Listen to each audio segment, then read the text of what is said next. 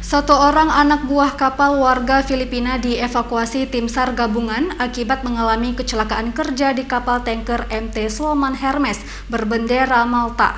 Proses evakuasi dilakukan di perairan Selat Benggala, Aceh Besar, Minggu dini hari.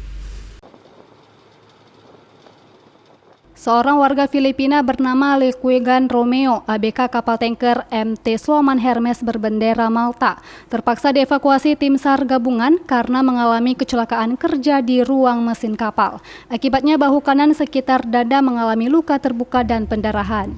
Proses evakuasi yang dilakukan sejak pukul 00.30 waktu Indonesia bagian Barat setelah mendapat laporan dari kapten kapal. Korban berhasil dievakuasi pada pukul 2 dini hari. Setelah mendapat laporan, tim SAR langsung melakukan proses evakuasi medis di Selat Benggala.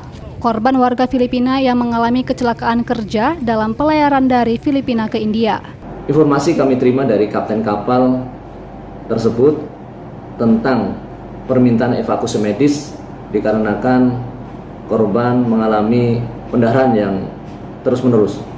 Pada pukul 02.10 waktu Indonesia Barat, korban berhasil dievakuasi.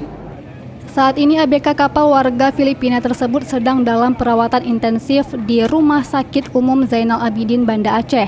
Sementara kapal tanker MT Sloman Hermes langsung melanjutkan pelayaran ke negara tujuan.